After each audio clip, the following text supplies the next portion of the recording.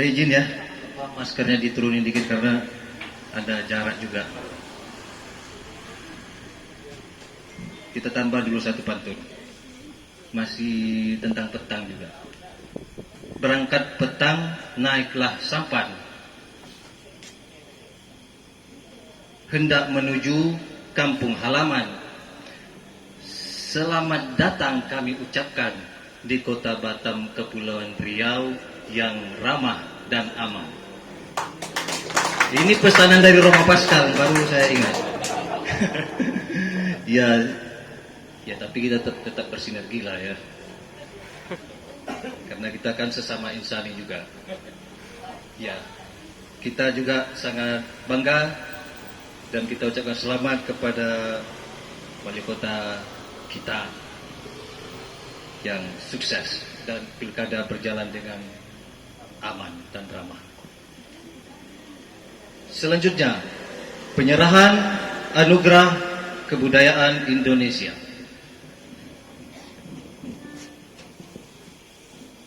Untuk itu kami mohon kesediaan Bapak Wali Kota Batam, kemudian didampingi juga Bapak Arifin dan Bapak Gunawan Pagaru untuk penyerahan ini.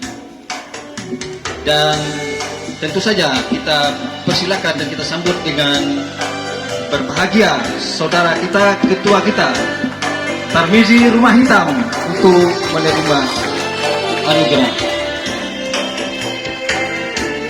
Penyerahan pertama adalah penyematan pin emas oleh Bapak Wali Kota Batam.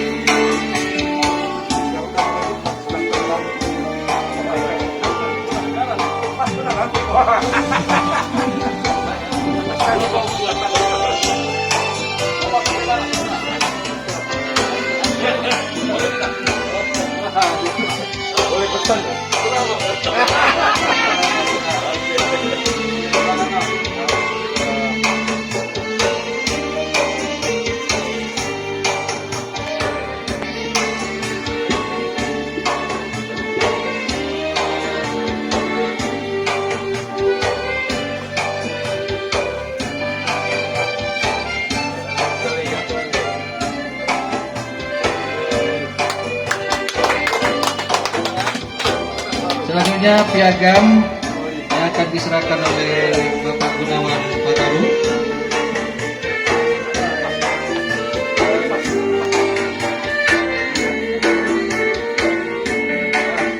Ya, tukang foto jangan sampai kelewatan ya, momennya.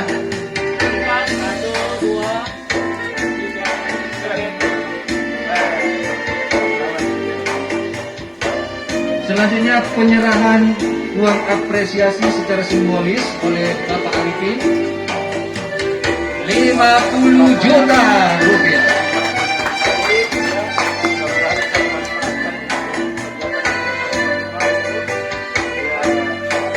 Berapa lagi Bapak? Nanti mudah-mudahan bisa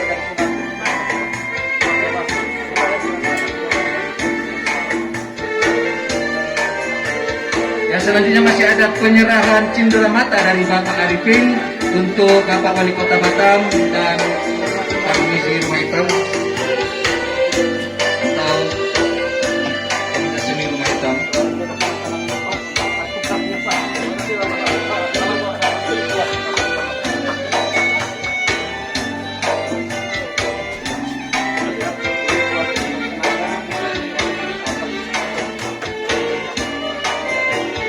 Bapak Wali Kota dan Bapak-Bapak yang lainnya berkenan untuk duduk kembali. Aku foto dulu. Hampir depan.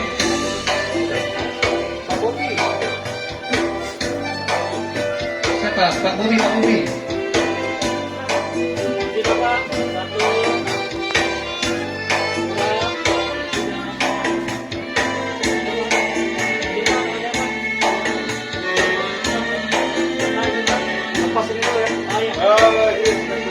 yang prioritas pemenangkan berjalan sementara kita berjalan.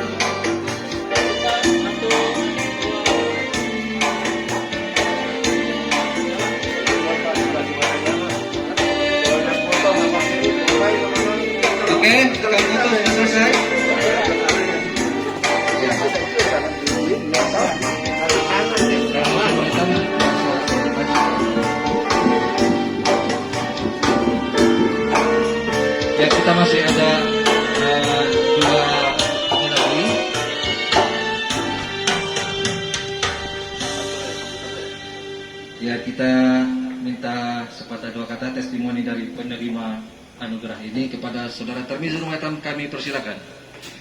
Jangan lama-lama ya. Bismillahirrahmanirrahim. Assalamualaikum warahmatullahi wabarakatuh. Yang sama-sama kita hormati dan kita banggakan, Bapak Wali Kota, Bapak Haji Muhammad Rudi SEMM, Bapak Arifin, Bang Gunawan Pagaru, Pak Bobi, kemudian ada juga Bang Riman, asisten 3. Tadi juga ada di belakang, saya minta ke depan, belakang aja kata Kepala Dinas Pariwisata dan Kebudayaan, Bang Ardi. Ada banyak, saya tengok tokoh-tokoh juga yang datang, ada Bang Arwin Pribadi, Kompol Polisi, Kompol Bang Arwin Pribadi, ini beliau Ketua IKAPAS ya. Ada banyak dari saya tengok, ada dari Ikalusika juga, Bang Murai, Bang Ardo, semua kita yang hadir, kecil tak saya sebutkan nama, besar tak saya hembaukan gelar. Puji syukur pada Allah, malam ini malam yang tidak pernah saya pikirkan, yang tidak pernah saya bayangkan, tidak pernah saya mimpikan. Karena apa yang saya lakukan selama ini adalah pilihan hidup, dan saya melakukannya dengan senang, dengan riang, dengan gembira, dan tidak pernah dengan duka. Saya bahagia melakukannya, menjalaninya. Selawat dan salam pada junjungan kita Nabi besar Muhammad sallallahu alaihi wasallam. Allahumma shalli ala Muhammad wa ala ali Muhammad. Sebelum saya bercerita sedikit macam mana perasaan saya juga nak mengaturkan apresiasi selamat kepada Bang Rudi yang kembali memimpin Kota Batam 5 tahun ke depan, dan lebih dahsyat lagi Kak Marlin tak lama lagi ditabalkan jadi wakil gubernur. Ini luar biasa.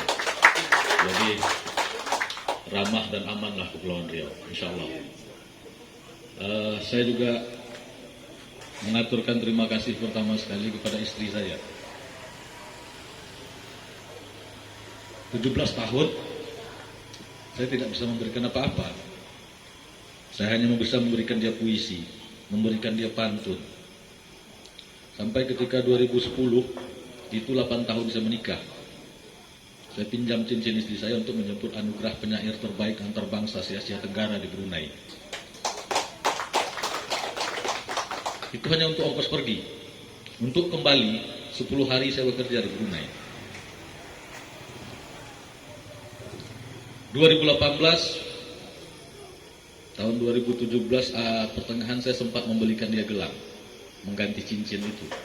Kemudian saya minta dulu, saya pinjam, saya mau ke Perancis. Saya diundang ke Perancis. Saya ingin mengatakan saya ini orang Batam di Perancis. Saya orang Kepulauan Riau, saya orang Indonesia. Saya katakan kepada Perancis, kepada Paris.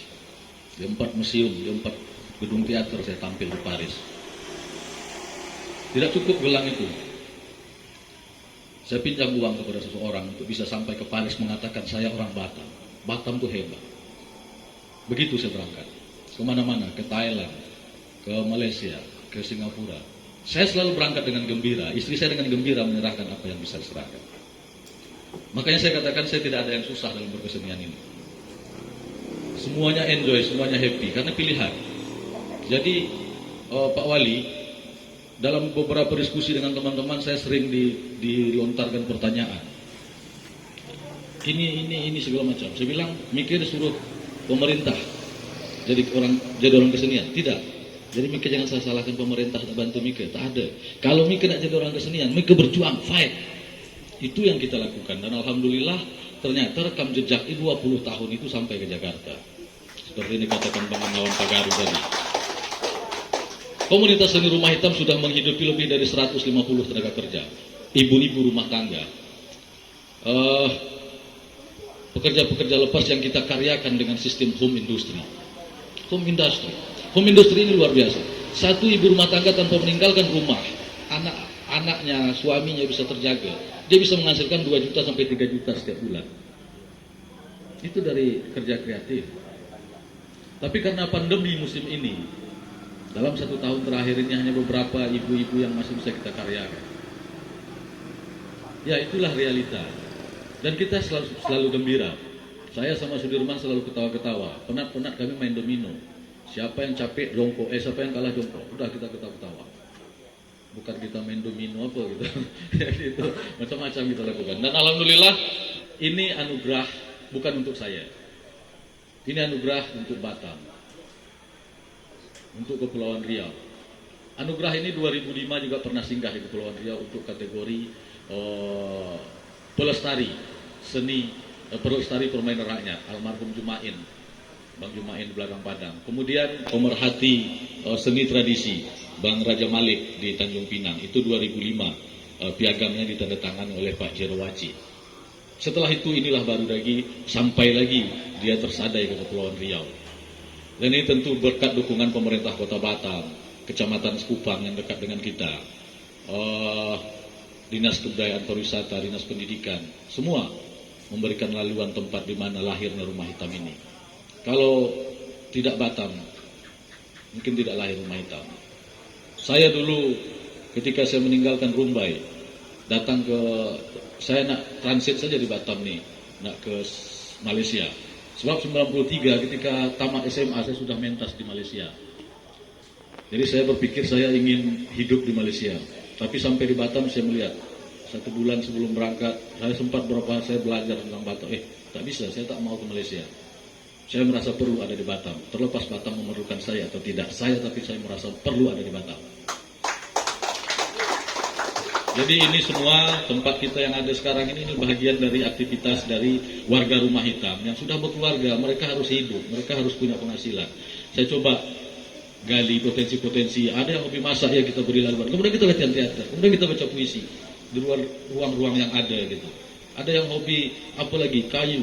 Saya jembatan ini macam mana kayu-kayu palet yang ada di Batam, pabrik-pabrik yang membuang kayu kita olah, kita jadikan meja, kursi, souvenir dan segala macam. Itu mempekerjakan beberapa laki-laki yang juga aktif di komunitas Rumah Hitam. Di luar itu yang bukan aktif dalam berkesenian, dalam manggung segala macam, mereka itu ibu-ibu rumah tangga, ada tukang ojek yang kita kenal sehari-hari. Istri rumah kerja apa tak ada, datang sini saya ajarkan kerja ini, nanti bawa balik, selesai antar sini, nanti dapat uang. Dan alhamdulillah sebelum Covid itu Pak Wali itu bisa 2 juta, 3 juta satu ibu rumah tangga, itu ada lebih 80 ibu rumah tangga. Karena produksi tanjak Rumah Hitam itu lebih dari 1.000 satu bulan. Saya punya beberapa titik penjualan, kemudian Singapura, Malaysia selalu order. Saya campaign tanjak ini di Malaysia, campaign dengan seniman-seniman Malaysia. Saya ajak, Mika orang sikit di Singapura ini, Mika tunjukkan Mika ada, Mika pakai tanjak lah saya cakap. Itu satu persatu seniman-seniman Singapura itu mulai pakai tanjak. Dan akhirnya apa? Setiap pesta yang sebelumnya tidak pernah ada memakai tanjak ketika majelis pernikahan, akhirnya panitia pernikahan itu keluarga-keluarga pakai tanjak, order ke kita. Sekali order itu 100, makanya 1.000 sampai 2.000 tanjak setiap bulan kita produksi sebelum Covid. Dengan harga jual terendah itu 100.000, itu paling rendah. Ada yang sampai 800, 1 juta, macam harga dia. Dengan omset rata-rata lebih dari 300 juta setiap bulan, ketika sebelum Covid kurang lebih. Tapi setelah Covid memang kita bertahan, alhamdulillah kita masih bisa eksis. Jadi anugerah ini bukan tujuan akhir, anugerah ini bagi saya bukan mimpi, bukan pernah saya cita-citakan. Saya hanya menjalani hidup ini dengan sederhana, dengan ketawa, dengan selalu meyakini bahwasanya apa yang ada ini semuanya titipan. Tak pernah akan saya bawa kemana-mana.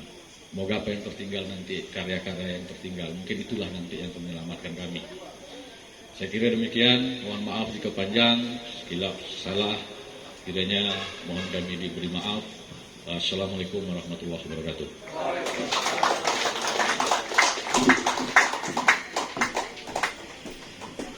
Pulau Penyengat, Indra Sakti, tempat sejarah bangsa berdaulat. Kalau pejabat bijak bestari, junjung tinggi amanat rakyat. Kita sambut Wali Kota Batam, Bapak kita Haji Muhammad Rudi SEMM untuk menyampaikan sambutan. Waktu dan tempat disilakan.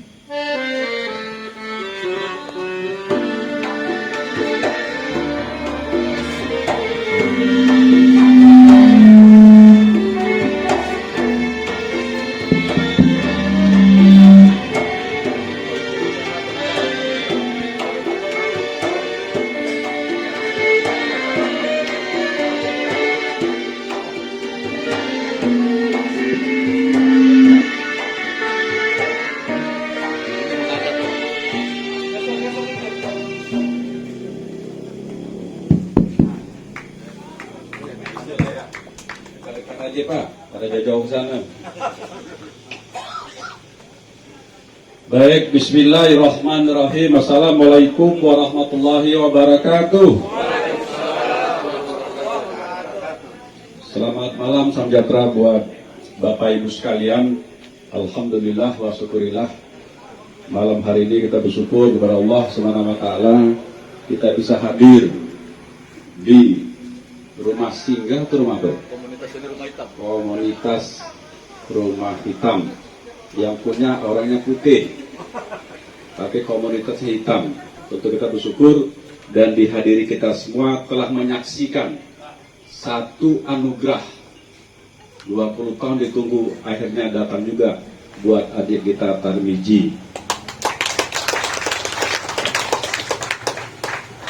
Tarmiji orang yang seni tadi lupa berpantun.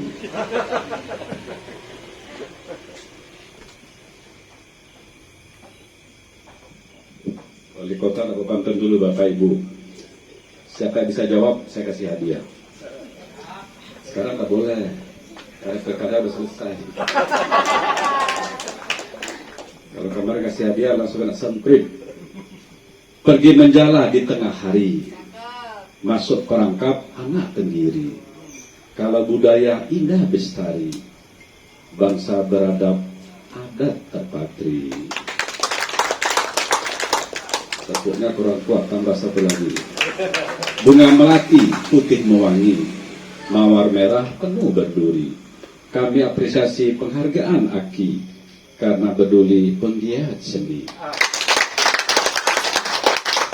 Baik Bapak Ibu yang saya hormati, Pak Arifin mewakili dari Kementerian Pariwisata, Pendidikan dan Kebudayaan, Direktorat Kebudayaan Bayan, Pembinaan yang telah hadir pada malam hari ini.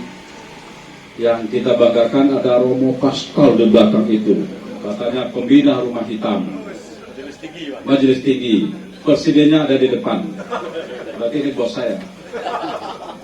Wali kota di bawah presiden rumah hitam, betul ya? Kalau salah minta maaf. Ica. Jadi ada Pak Bobi, ada Pak Gunawan, dan saya didampingi yang pertama asisten 3 Bapak Heriman. Orang seni juga, cuma badannya besar, Pak biji kecil. Ada Ardi tadi. Ada Ardi Winata, Kepala Dinas Pariwisata dan Kebudayaan. Oh, kebalik ya, Kebudayaan dan Pariwisata. Ada hadir Kepala Dinas Koimpo, Bapak Azril. Kalau siapa di mana tugasnya? Dinas Pendidikan, Pak. Rambah Pasir, Dinas. Di sini kantor ya? Iya, Pak. Dinas Pendidikan. Ada yang lain lagi?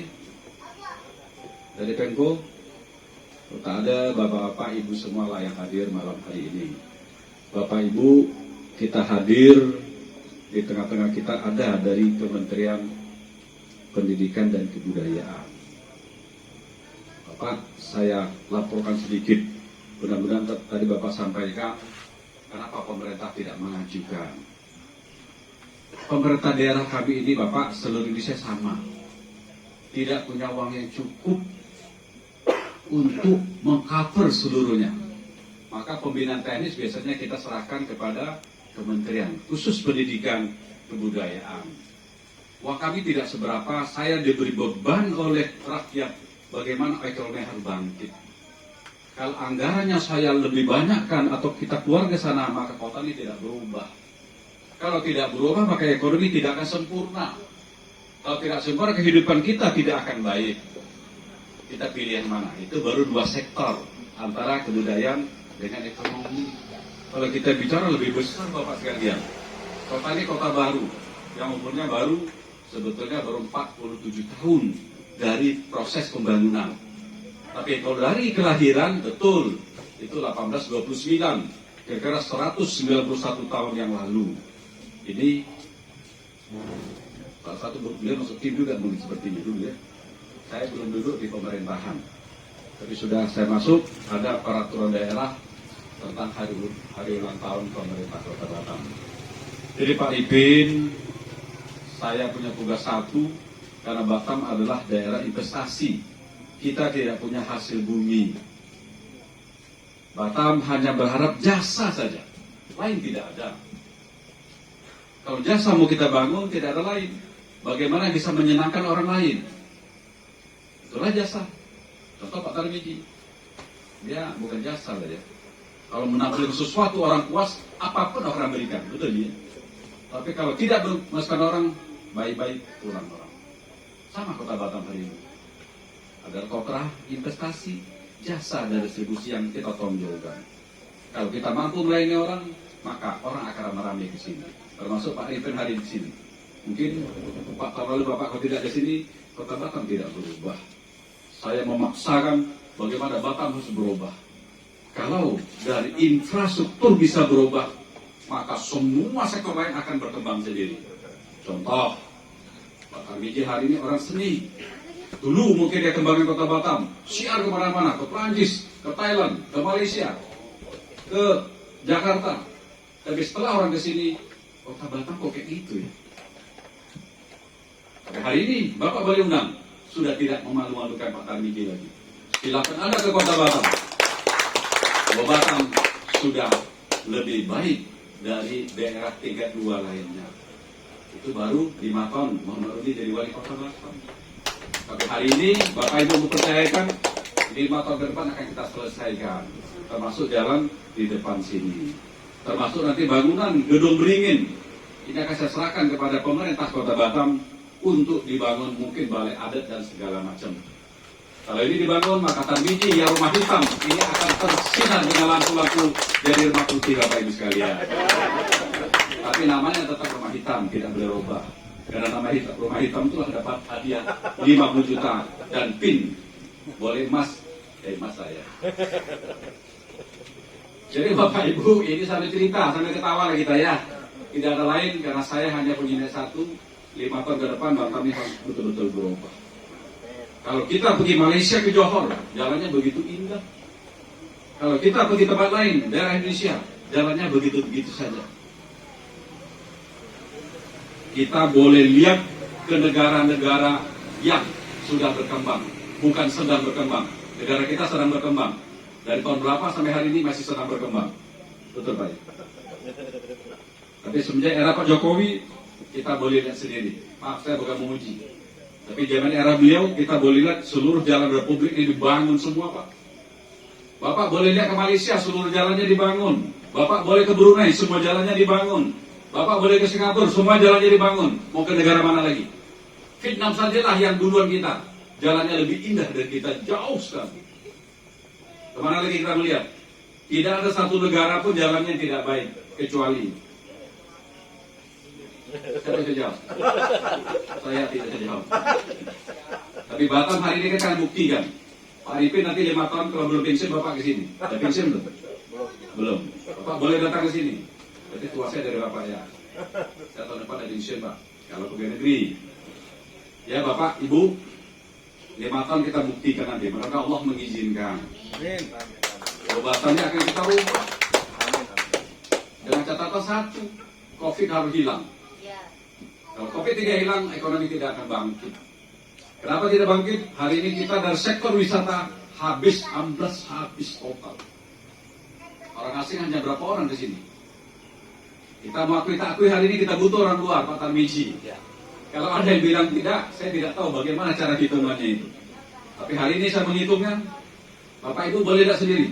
Tahun 2020 bulan Maret, orang asing atau kunjungan wisata asing tidak ada lagi masuk ke Kota Batam. Pendapatnya kita habis 50%. Dan kita mensubsidi lagi kepada hotel dan restoran. Sumbangan dari Menteri Pariwisata kemarin. 45 miliar kita bantu. Bukan bantu hotelnya sebetulnya. Kita membantu para pekerjanya supaya tidak di PHK. Nah, Bapak bisa nyumbangkan juga dari Menteri Pendidikan. Kenapa? Bapak laporkan mungkin di luar tusi Bapak. Bahwa pendidikan di daerah ini sangat mengkhawatirkan Bapak. SD yang dibangun dari dulu hari ini tidak berubah. Dari impres sampai hari ini itulah bentuknya. Kenapa? Karena kita tidak mampu membangun sekaligus. Setiap tahun terima anak murid ribut aja. Karena mereka ingin sekolah negeri. Kita tidak mampu. Karena pemerintah ada bantu, berbentuk diangkat, tapi tidak mencukupi. Apalagi Batam. Pertumbuhan manusianya hampir 7-18% setahun.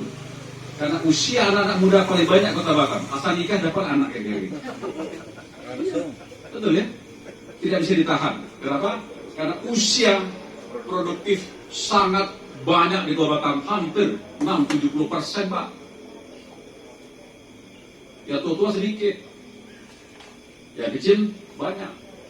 1 tahun angka akte kelahiran saja hampir 35.000 sampai 40.000.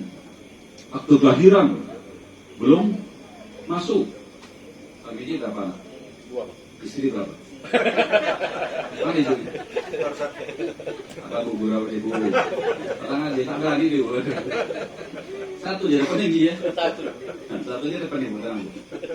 Ibu yang marah saya pula tanya itu. Dari mana tadi?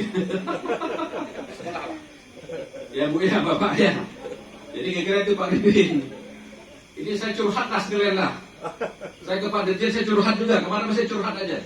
Kalau saya orangnya udah depan Pak, saya ngomong apa adanya. Saya tak berani nyimpan. Kalau nyimpan sakit Pak. Baik, ngomong aja. Mau kasih alhamdulillah tidak. Kelewatan aja jadi. Kenapa? Karena seluruh hasil bumi sesuai dengan Undang-Undang Dasar 45 harus dinikmati oleh rakyat Indonesia, betul Pak? Tidak boleh sekelompok, nikmati harus semua. Maka bagilah rata uang itu Bapak, sampai ke Pak Menteri itu. Bagi warga Batam, bagi semua. Sama hari ini kami Batam, kami dapat tidak nikmati sendiri Pak. Ada terbawa ke Tanjung Pinang, ke Balai sedikit, tapi buat TKI paling banyak. TKI itu Pak. Dulu namanya TKI, sekarang namanya apa? Beliau bukan usaha tenaga kerja ya. Salah apa? Sekarang PMI, dulunya TKI. Seluruh balik gara-gara Covid balik Batam hampir 200-300 ribu Pak. Saya harus menggunakan uang daerah. Pertama kasih makan. Pak Romo Pascal saya ngurus tuh. Anak yang telantar beliau saya ngurus itu. Tapi hari ini mau tidak mau dari bulan Juni kemarin dipulangkan semua. Kita minta uang tenaga kerja tidak ada katanya. Pak, tidak ada, ngeri juga ya. Padahal mereka datang harus tinggal Pak. Kalau sampai meninggal tak makan, dosa saya Pak Ustaz. Pak Wali dulu. Nah, dosa saya. Saya ngasih tambah sini lagi, dosa saya Pak. Saya cerita aja. Biar pusat tahu, susah di kita daerah. Kadang-kadang ke Jakarta, masih 300 selesai, kita pergi aja Pak ya. Mau tanya-tanya, gini-gini sama atas, tak bisa ngomong juga. Karena guru aja. Jadi Bapak Ibu kira-kira demikian. Kenapa hari ini saya membangun untuk ekonomi? Saya tanya Bapak Ibu lah. Kalau Bapak Ibu jadi wali kota, mana mau duluan? Mensejahterakan rakyatnya dengan uang yang ada, atau uang yang ada juga sejahtera dan dibangun untuk mendapat uang kembali? Nah, dua-dua sama Pak Tarmizi. Hari ini dia membangun, gara-gara Covid yang bikin tanya hilang semua. Pintar beliau. Orang sendiri rupanya ada juga naluri bisnis gitu ya. Bisa menyelamatkan sebulan 2 juta. Pak hebat Pak, kalah saya Pak. Beliau jual tanja bisa laku sampai ini. Tanja saya jual tak laku-laku. Jadi Bapak Ibu, itu kira-kira ke depan harus kita lakukan. Maka hari ini saya sudah terpilih.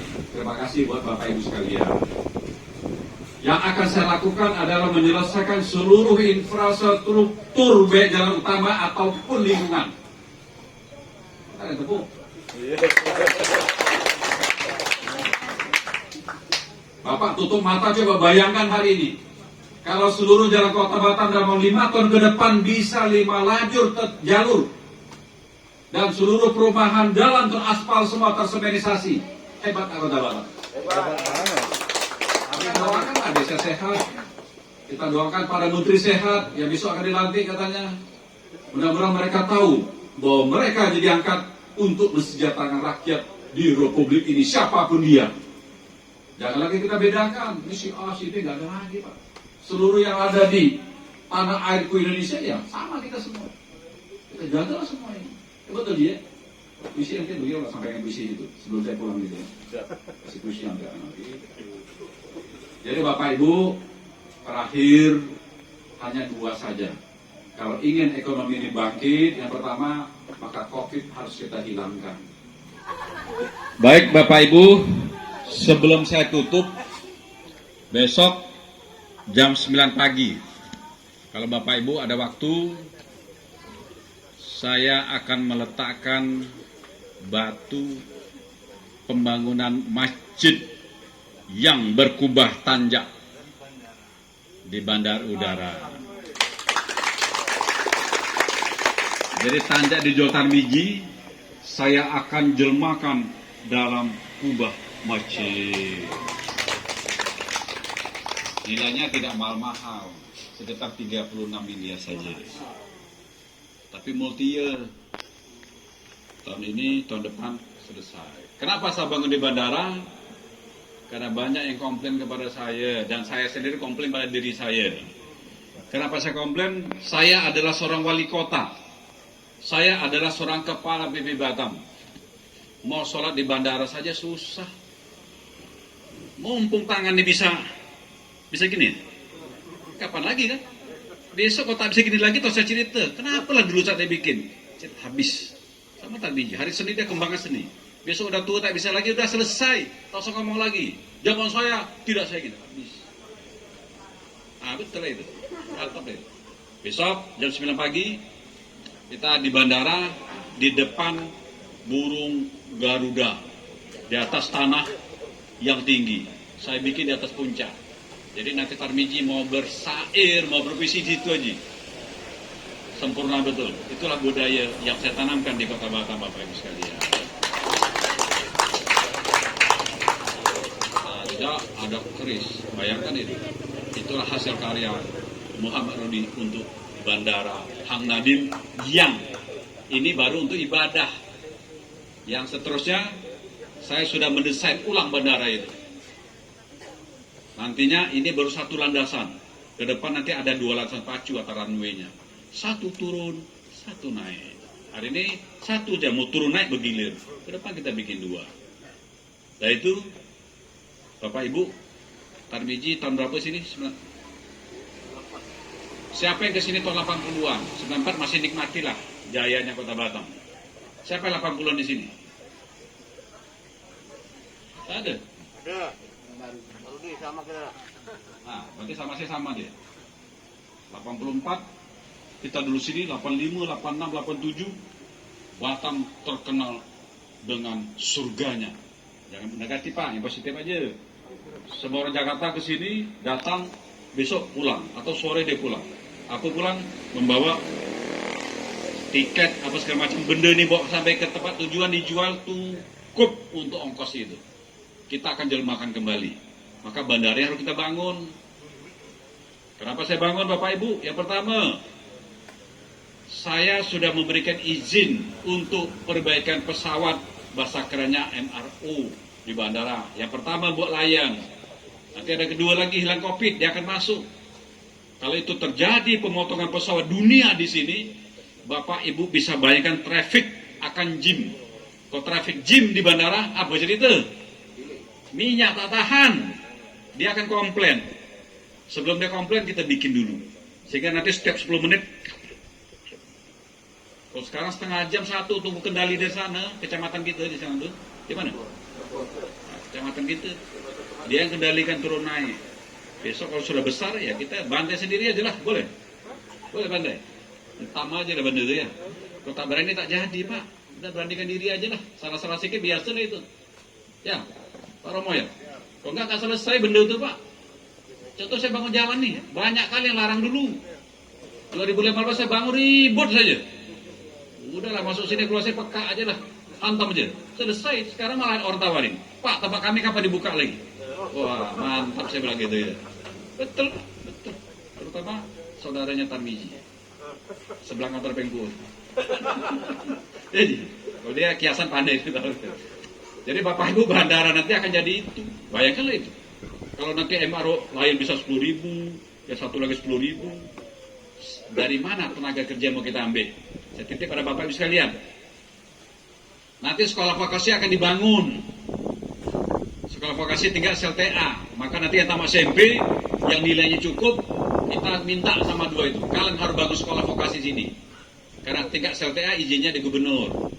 Maka saya jadikan bini saya wakil gubernur, Pak. Supaya nanti ngurusi Batam. Yang bukan wewenang saya. Ya, pendukungnya Romo, Pascal. Ini Bapak Ibu sampai cerita, tapi benar. Maka ke depan dia sama-sama kita, biar selesai semua. Dan sebagai penutup, saya terima kasihlah Bapak Ibu sekalian, pilkada sudah selesai. Fitnah sudah berhenti semua, betul.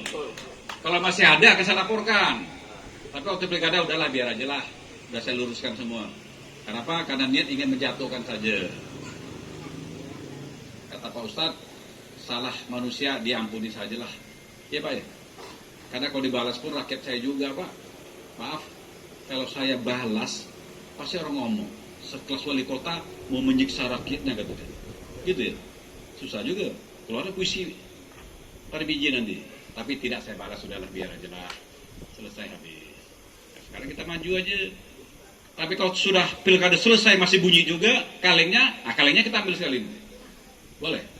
Boleh. Kesabaran ada batasnya. Itu Ji? Iya. Kalau sudah sabar masih bikin juga, dalam agama boleh Pak? Boleh, tapi tidak boleh sampai menyiksa. Sambil guru lah Pak ya. Baik Bapak Ibu, segitu aja. Terima kasih telah mendukung. Dua-dua sudah selesai. Kalau gugatan itu biasa lah Pak. Tak usah terlalu dipikirin. Itu soal MK lah. Namanya orang tak puas jalur hukum Republik Indonesia, gugat, silakan gugat aja. Kita tunggu, mudah-mudahan semua berjalan baik. Dan saya titip pada bagi semua, dulu mungkin berpecah belah. Mungkin di sini ada yang tak dukung saya, ada dukung nomor 3, udah. Ini sudah selesai semua. Jangan dikembangkan lagi. Semua kita bersatu padu. Karena pesta demokrasi sudah usai. Semua kita bersatu kembali. Nanti tahun 24, kita pilih kembali. Yang dulu tak pilih, jangan tak pilih lagi lah ya. Demikian, terima kasih. Wabillahi taufiq wa hidayah. Wassalamualaikum warahmatullahi wabarakatuh.